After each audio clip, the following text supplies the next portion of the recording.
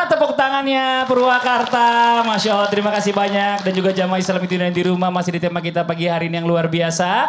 Rahasianya apa sih? Kok bisa setenang itu? Sudah 4 tadi dibahas sama guru-guru kita ya. Yang pertama masih ingat Bu? Merasa yakin bahwa rezeki itu sudah tertakar dan tidak akan tertukar. Yang kedua merasa dunia tidak ada yang mampu mengganti ketenangan selain beribadah kepada Allah. Yang ketiga, aku yakin mati membuntutiku. Karena itu aku selalu siap menghadapinya, bukan menghindarinya. Yang terakhir, yang keempat dibahas tadi adalah semua masalah itu tidak abadi. Pasti akan terlewati dan pasti selesai. Masya Allah. Sebelum kita lanjut yang berikutnya, kita lihat lagi sebuah video tayangan tentang tolong sisakan orang yang sejujur ini dalam berikhtiar. Maksudnya apa? Coba kita lihat tayangannya. Ini dia. Masya Allah luar biasa, kita apresiasi Bapak itu tadi ya. Tapi hebat ya, tadi kita lihat muka Bapak itu juga sebenarnya saya yakin pasti banyak masalah sebenarnya dalam hidupnya. Tapi dia nggak mau yang mengambil bukan haknya. Nah makanya ada istilah yang berikutnya adalah sesulit apapun hidup tapi kejujuran adalah segalanya. Makanya nih hidupnya tadi kayak kelihatan Bapak itu tenang ya. Nggak mikir yang macem-macem gitu. Mohon maaf nih Bu ya, zaman sekarang ini kebanyakan orang yang jujur itu malah jadi korban fitnah, nauzubillah min zalik, bahkan dizolimi. Mohon izin penjelasannya, silakan. Ya, tepuk tangan buat Habib Usman. Ustaz Syam, Ustazah. Bismillahirrahmanirrahim. Allahumma salli ala sayyidina Muhammad wa ala ali sayyidina Muhammad. Ingat, orang jujur akhirnya terjeblos ke dalam penjara. Loh, kok bisa jujur bisa masuk penjara? Kita lihat Nabi Yusuf alaihissalam. Nabi Yusuf jujur, Nabi Yusuf difitnah, Nabi Yusuf dizalimin dan bahkan difitnah zina. Tetapi lihat Nabi Yusuf jujur. Nabi Yusuf adalah seorang nabi. Gak mungkin melakukan perbuatan tersebut. Bahkan terbukti bahwasanya yang robek adalah belakangnya. Bukan depannya. Ditarik sengaja. Dijebloskan ke dalam penjara. Kita lihat Rasulullah SAW memiliki gelar Al-Amin. Al-Amin jujur. Hamba Allah yang dimiliki gelar Al-Amin oleh siapa? Oleh kaum Quraisy. Bahkan oleh kaum kafir Quraisy mengatakan satu-satunya manusia yang tidak pernah aku lihat berdusta adalah Muhammad bin Abdullah. Berarti apa? Berarti jujur. Rasulullah SAW hamba Allah yang sangat super jujur. Julukan Al-Amin dari kecil, dari mudanya. Tapi dikejar-kejar, difitnah, dibilang penyair, dibilang dukun, bahkan dibilang gila, bahkan dibilang apa lagi? Majnun dan lain sebagainya. Ingin dibunuh, dikejar, dimusuhin. Itu Rasulullah SAW. Orang jujur selalu dalam keadaan tekanan yang dahsyat. Kita lihat Abu Dzar Al-Ghifari, manusia yang jujur, dizolimin, ditindas oleh pemerintahan pada zaman tersebut. Sehingga apa? Sehingga hidupnya dalam keadaan susah. Ini orang jujur. Dan itu adalah ujian daripada orang-orang yang jujur. Tetapi ketika dia tetap sabar, dia berusaha mendekatkan diri kepada Allah, maka kejujuran itu sangat berharga dan kejujuran akan menyelamatkan dia. Sungguhnya jujur itu ketenangan dan dusta itu adalah keraguan-raguan. Sesungguhnya orang yang jujur pada hari ini, kedepannya dia akan jauh lebih baik. Kalian jujur hari ini, walaupun pahit hari ini, kalian akan terselamatkan. Tetapi kalian dusta hari ini, kalian bohong hari ini, maka suatu hari nanti, suatu saat nanti, kebohongan kalian kebongkar, maka kehancuran yang akan terjadi. Oleh karena itu, kita menjadi hamba Allah Subhanahu wa taala, dijelaskan juga di dalam Al-Qur'an Allah berfirman, bahwasanya apa? Bahwasanya hai orang-orang yang beriman, bermainlah kamu, bergaullah kamu bersama orang-orang yang jujur sehingga engkau terselamatkan. Oleh karena itu ya Rabb, jadikanlah kami, keluarga kami, penonton di rumah, penonton di studio menjadi hamba Allah yang jujur sehingga diselamatkan oleh Allah Subhanahu wa taala. Amin. Tepuk tangan buat Habib Usman. Masya Allah, masalah kejujuran ini memang susah. Tapi harus kita lakukan untuk hidup kita lebih tenang. Nah selanjutnya kita lanjut lagi ya. Berbicara tentang salah satu kata hati nih yang bikin kita juga tenang itu. Atau mungkin ada orang yang gak tenang karena apa sih? Karena biasanya dia itu melakukan maksiat. Nah pertanyaannya, bener gak sih orang yang hidup-hidupnya terlihat tenang, walaupun masalah hidupnya berat, tapi karena dia berpegang teguh dengan hatinya bahwa aku yakin Allah mengawasiku, makanya aku malu melakukan maksiat. Nah coba kita tanya penjelasan sama guru kita Ustazah Nada. Tepuk tangan buat Ustazah Nada, silakan. Makasih Kak Fadli, izin Habib Usman, Ustaz Syam. Bismillah, walhamdulillah, wassalatu wassalamu ala rasulillah. Jamaah. Alhamdulillah. Kalau hati kita gelisah ketika kita melakukan kemaksiatan, itu tanda-tanda keimanan ada dalam hati kita. Karena kata baginda Rasulullah sallallahu alaihi wasallam, innal mu'mina yara zunubahu ka'annahu tahta jabalin. Ya, orang yang beriman itu ketika dia melakukan dosa, dia melakukan kemaksiatan, dia beranggapan seolah-olah dia sedang berada di bawah kaki gunung. Ya khaufu ayyaqa alaihi, yang dia takut gunung itu akan menimpa kepadanya. Jadi kalau ada orang habis melakukan kemaksiatan gelisah, nggak tenang, nah itu tanda-tanda ada iman dalam hatinya. Ketika gelisah maka segeralah untuk memohon ampun, beristighfar kepada Allah. Dan memang yang berikutnya adalah yang bikin hati tenang di muka bumi ini bahwa selalu kita merasa diawasi oleh Allah. Anta'budallah ka'annaka tara, fa illam takun tara fa innahu yaraka. Kalau memang nih kita ibadah, kalau memang kita pengen tenang, pengen khusyuk, pengen baik ibadahnya, maka ibadahlah. Kita melihat Allah. Tapi kalau kita nggak melihat Allah, yakinlah Allah memandang dan melihat kita. Jamaah sekalian, kalau kita dalam hati kita selalu merasa Allah mengawasi kita, maka satu, ucapan kita pasti ucapan yang akan baik-baik saja. Kemudian yang kedua, perbuatan kita pasti perbuatan yang baik-baik saja. Dan kita tidak akan pernah berani melakukan sebuah kemaksiatan. Nah, jadi oleh karena itu, ini diantara cara kita untuk menjalani kehidupan hari demi hari agar hati tenang kapanpun, dimanapun Allah selalu memandang kita. Jadi persiapan diri kita ini selalu dalam kebaikan-kebaikan. Dan subhanallah bukan saja istimewanya ketika tenang jauh dari maksiat, tapi ketika kita melakukan kemaksiatan maka turunlah keimanan kita. Iman itu kan yazid bi ta'at. Iman itu akan naik dengan ketaatan. Wa yankus bil maksiat, nanti akan berkurang mengikis naudzubillah dengan kemaksiatan. Maka oleh karena itu jamaah sekalian, di antara hal yang bikin kita tenang, yuk kita ingat dan kita bayangkan Allah itu selalu memandang kita. Allah selalu bersama dengan kita. Dengan demikian maka insya Allah gak akan berani Kak Fadli. Bener. Yang namanya kita melakukan kemaksiatan. Abis maksiat gelisah tuh hatinya. Oh harus. Makanya alhamdulillah Allah ngeliat kita nih. Jadi mau apa-apa tuh mikir-mikir dulu gitu. Berarti tandanya kita masih jadi orang-orang yang beriman. Betul. Masya Allah. Makasih banyak Ustazah Nada. Tepuk tangan buat Ustazah Nada. Jamaah. Yeay. Suka gosip? Suka gibah? Enggak. Suka gosip? Iya, gak ada yang jawab ya Bu ya. Bedanya gibah mau gosip apa Bu? Podo wae katanya, Masya Allah luar biasa. Nah tapi gini ya, buat teman-teman semuanya kita harus punya prinsip dalam hidup ini. Kalau kata ulama terdahulu itu, jangan dengarkan yang tidak perlu didengar. Dan jangan melihat apa yang tidak perlu dilihat. Biar hidup kita tenang, gak dengerin gosip. Nah, coba kita minta penjelasan dari guru kita Ustaz Syam. Tepuk tangan buat Ustaz Syam. Baik, prinsip selanjutnya menggapai ketenangan adalah menjaga telinga, menjaga mata. Kenapa? Dalam Al-Quran Allah Subhanahu wa taala berfirman, "Ba'da qul a'udzubillahi minasyaitonir rajim, wa laqad dzara'na li jahannama katsiran minal jinni wal ins, lahum qulubun la yafqahuna biha ولهم أعين لا يبصرون بها ولهم آذان لا يسمعون بها.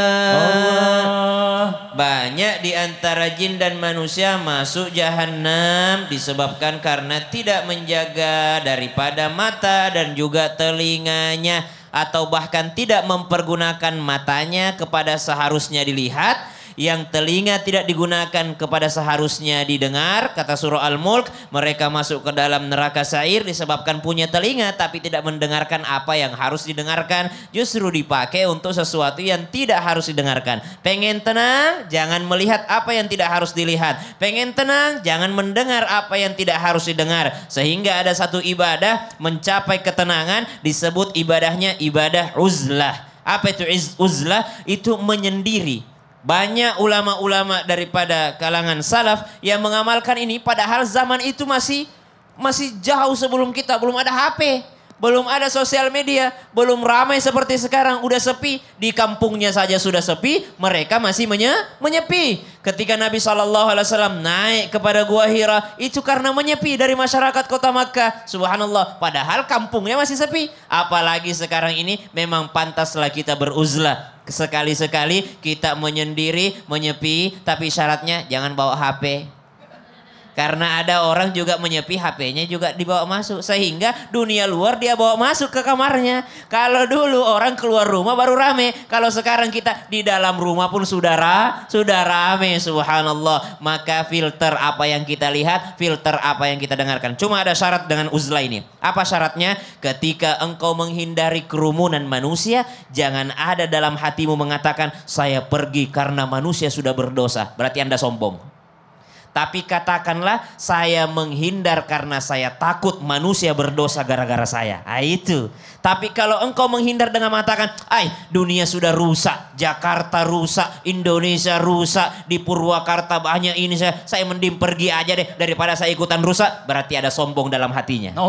Dia mengatakan orang lain rusak. Nah, kalau mau menyendiri katakanlah saya tidak mau dulu bergabung, saya khawatir orang lain rusak gara-gara saya. Tapi itu susah zaman sekarang menyendiri. Kenapa? Coba tanya ibu-ibu, mau tidur yang dipegang apa, Bu? HP. Lampu udah gelap, wajahnya tetap menyala. Orang zaman dahulu, Bu, mereka karena lampu kurang, itu malam hari tuh kelihatan wajahnya bercahaya, tembus langit karena lampu kurang. Kalau sekarang wajah bercahaya tengah malam juga. Waduh, karena HP. Lampu HP. Karena HP. Tepuk tangan buat Ustaz Syam. Oke, kita lanjut lagi ya buat jamaah Islamitin dari dalam hati Allah. Sekarang waktunya kita kasih kesempatan jamaah buat bertanya sama guru-guru kita. Tapi sebelumnya kita kembali dulu ke segmen Tanya Dong Ustaz. Kami semua tanya dong Ustaz. Oke, yang mau bertanya boleh silakan angkat tangannya. Masya Allah, dari sebelah sini Ibu boleh maju. Ya, langsung aja Ibu. Waduh, cepet nih. Oke, silakan perkenalkan dirinya. Habib, Ustaz Zanada boleh maju. Assalamualaikum warahmatullahi wabarakatuh. Waalaikumsalam warahmatullahi wabarakatuh. Nama saya Ai Hamidah dari kecamatan kecamatan apa majelis? Majelis Taklim Nurul Falah, Kecamatan Maniis, Kabupaten Purwakarta. Wih, akhirnya tepuk tangan buat Ibu Ai. Oke, Ibu Ai mau nanya apa? Ini tadi setelah mendengarkan bahwa kita hidup harus tenang, cintailah apa yang sudah kita miliki. Tapi seandainya yang dicintai itu menyakiti kita, itu apalagi setiap hari kita bertemu dengan orang itu. Wih, tadi kata temennya, meni sakit Ibu katanya itu. Ini Masya Allah luar biasa. Oke, coba kita itu minta dijawab sama guru kita Ustaz Zanada dulu, silakan. Iya, Ustaz Masya Zanada. Allah. Ini yang responnya banyak banget di sini nih ya katanya. Iya, ini pendukungnya ya.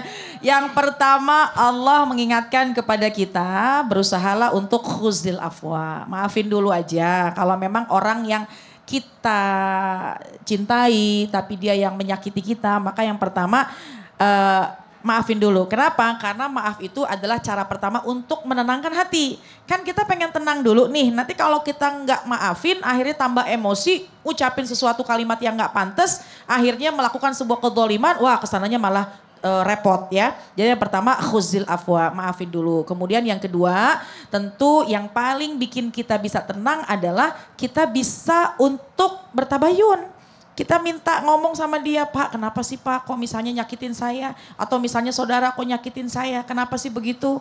Ya boleh kita untuk minta penjelasan kenapa nyakitin saya. Kalau memang ada kesalahan di kita, maka bismillah untuk kita merubahnya. Kita juga membuka hati bahwa kalau memang kita salah, kita bermuhasabah, introspeksi, iya deh mungkin ke depan harus lebih baik lagi. Itu yang kedua. Ya cuma ketika udahlah kita mencoba memperbaikinya, orang tersebut masih menyakitinya lagi, boleh kok kita itu boleh menjaga jarak. Boleh menjaga jarak, insya Allah tidak niat untuk memutuskan silaturahim. Tapi yang paling hebat ketika kita disakiti, didolimi, untuk hati adalah jangan lupa membaca zikir kepada Allah. Tasbih, takbir, tahmid. Atau misalnya astagfirullahaladzim. Minimal istighfar. Insya Allah hati akan menjadi tenang. Ala bidzikrillahi tatmainnul qulub. Ketahuilah bikin hati tenang yaitu dengan cara dzikir. Makasih Ustaz Nada dijawab sama guru kita Habib Usman. Silakan tambahkan. Bismillahirrahmanirrahim. Allahumma shalli ala Muhammad wa ala sayyidina Muhammad. Innallaha ma'as sabirin. Allah bersama orang yang sabar. Sabar, tenang, faman afa wa aslah fajruhu 'ala Allah. Siapa orang yang memaafkan, berbuat baik lagi, dan berharap ya Allah pasangan kita ini sudah berada di jalan-Mu ya Allah. Sudah kembali dalam kebaikan. Dan pasangan hamba ini ya Allah mudah-mudahan menjadi pasangan yang terbaik buat hamba di dunia dan di akhirat. Jadi prasangka baik lagi. Timbulkan prasangka baik, jangan pikirkan yang kemarin biarlah kemarin, yang lalu biarlah berlalu. Walaupun biasanya kalau perempuan itu ahli sejarah, satu kesalahannya sampai mati dia ingat, itu wanita. Tapi berusaha untuk tenang, ini setan, ini digoda sama setan. Karena apa? Karena kalau bukan setan yang goda ini, saya selalu tiba-tiba ingat sakit hati. Tapi kalau kita udah tenangin tadi, saya sampaikan, zikir, ingat kepada Allah, sujud, minta kepada Allah, kalimat la ilaha illallah atau astagfirullahalazim, minta ampunan kepada Allah, niscaya Allah kasih kebaikan. Dan ketika dalam keadaan tersebut, ya Allah, kasihlah saya kebaikan yang lain ya Allah. Entah Allah kasih rezekinya dilebihin, entah Allah kasih kenikmatan yang lainnya, entah Allah kasih bangun rumahnya, entah Allah kasih kendaraannya, atau bahkan Allah kasih rezeki berangkat umroh sehingga jiwanya menjadi tenang. Oh, dunia cuma sementara. Suami saya di dunia ini cuma sementara. Besok juga bisa pisah lagi sama suami. Kalau cerai, ada cerai mati, ada cerai hidup kan. Kalau dia meninggal dunia berarti kan cerai mati. Jadi nanti insya Allah kalau dia soleh, dia bertakwa kepada Allah. Kalau dia soleha bertakwa kepada Allah, bertemu lagi dalam surganya Allah. Amin ya Rabbal Alamin. Makasih banyak Ibu Ai. Ya. Assalamualaikum warahmatullahi wabarakatuh. Waalaikumsalam warahmatullahi wabarakatuh. Tepuk tangan buat Ibu Ai. Masya Allah. Makasih banyak Ustazah Nada. Boleh duduk Ustazah Nada. Ustaznya boleh maju. Satu lagi kita kasih kesempatan yang mau bertanya boleh silakan angkat tangannya. Dari sebelah sini Ibu ya. Boleh maju ke depan silakan. Izin ya. Silakan Ibu. Assalamualaikum warahmatullahi wabarakatuh. Waalaikumsalam warahmatullahi wabarakatuh. Nama saya Herianti dari Majelis Taklim Nurul Patah, Desa Nurul Falah. Dari Desa Cijati, Kecamatan Maniis, Kabupaten Purwakarta. Masya Allah. Masya Allah, tepuk tangan dong. Masya Allah, silakan Ibu mau nanya apa? Saya mau bertanya Pak Ustadz, apakah ada orang hidupnya yang tidak tenang karena salah berdoa untuk senang bukan untuk tenang? Dia salah berdoa, seharusnya kan meminta tenang ya. Iya. Bukan meminta senang gitu maksudnya Ibu. Iya. Oh gitu, oke. Coba dijawab dulu sama Habib, silakan Beb. Bismillahirrahmanirrahim. Allahumma salli ala Sayyidina Muhammad wa ala ali Sayyidina Muhammad. Ingat, Allah berfirman di dalam Al-Quran surat Al-Fat yang di mana dalam tafsir An-Nukatul Uyun, tafsir Mawardi dijelaskan di dalamnya huwallazi anzala sakinata fi qulubil mu'minin. Siapa? Allah, dia Allah yang telah menurunkan ketenangan di dalam hati orang yang beriman. Kita ini berharap beriman kepada Allah, bertakwa kepada Allah sehingga ditambah lagi imannya dan ketakwaan kepada Allah karena di dalamnya berharap akan ketenangan. Hamba yang berharap akan ketenangan, dia minta kepada Allah ketenangan, penghuni surga itu isinya tenang. Jadi kalau orang mau surga itu udah tenang. Gak punya masalah, gak perlu ngapa-ngapain lagi, menikmati segala sesuatunya. Kalau hidup di dunia ini banyak masalah. Tapi ketika dia minta tenang, apapun permasalahannya terselesaikan dengan baik dan endingnya bagus. Sehingga apa? Ketenangan. Mereka beriman, mereka yang bertakwa, tidak ada galau. Karena apa? Yakin Allah sebagai penolongnya. Ketika dia yakin Allah sebagai penolongnya, selamat hidupnya. Oleh karena itu, sekali lagi, betul yang Ibu sampaikan. minta sama Allah ketenangan sehingga semuanya mengalami kemudahan. Minta sama Allah ketenangan sehingga hidupnya nikmat. Minta sama Allah ketenangan sehingga apa? Hati dan jiwanya sudah berada di dalam surganya Allah Subhanahu wa taala. Minta ketenangan sekali lagi agar rumah tangganya baiti jannati. Masya Allah. Tenang itu adanya di surga. Ibu mau tenang sekarang apa nanti? Mau tenang sekarang. Semoga ibu selalu tenang. Amin. Saya ditambahkan Ustaz Syam, silakan. Tapi yang jelas tidak ada istilah orang berdoa itu salah. Kalau dia masih berdoa, insya Allah berarti dia masih benar. Kenapa? Karena dia masih mau berdoa. Yang salah adalah mereka yang tidak pernah mau berdoa. Dia anggap banyak uang sudah senang. Belum tentu. Dia anggap sudah sehat sudah senang. Belum tentu. Dia anggap punya jabatan sudah senang. Belum tentu. Berarti tidak boleh juga langsung disalahkan. Salah doamu. Tidak. Kalau dia sudah berdoa berarti dia sudah benar. Yang kedua yang diperbaiki dalam berdoa arahnya. Berdoa kepada siapa sih? Tauhidnya, akidahnya. Berdoanya, mintanya kepada Allah. Iyyaka na'budu wa iyyaka nasta'in. Yang ketiga barulah dikoreksi sedikit isi doanya. Apa isi doa yang paling penting untuk kita minta? Di antara yang paling sering diminta oleh Nabi SAW itu bukan senang, bukan tenang, bukan bahagia. Yang diminta sama Nabi itu berkah. Kenapa Nabi selalu minta berkah? Karena berkah itu menetap dan bertambah terus. Ibu pernah lihat sumur? Ada sumur gak di Purwakarta? Ada banyak. Sumur itu bahasa Arabnya birkah, sama dengan barkah. Sumur itu habis airnya bisa, tapi banyak airnya. Tapi kalau ditinggal itu sumur meluap gak? Meluap. Enggak. Mana ada sumur meluap? Mana sumur meluap, Bu? Banjir dong daerah ibu berarti. Sumur tidak meluap. Itulah yang disebut dengan berkah. Uangnya menetap, bertumbuh terus, tapi tidak pernah menyengsarakan uang tersebut. Maka yang diminta dalam doa itu jangan pernah lupa minta berkah. Kalau minta senang yang berkah. Kalau minta tenang yang berkah. Nah gitu Ibu, jelas Ibu ya. Nah Ibu sini aja udah, kalau gitu jangan kemana-mana dulu. Yang di rumah juga jangan kemana-mana. Nanti kita lanjutkan lagi pembahasan kita tentang tema rahasia apa sih kok bisa setenang itu. Yang di rumah jangan pindah channel dulu ya. Tetap di Islam itu Indah. Jamaah, oh jamaah. Alhamdulillah.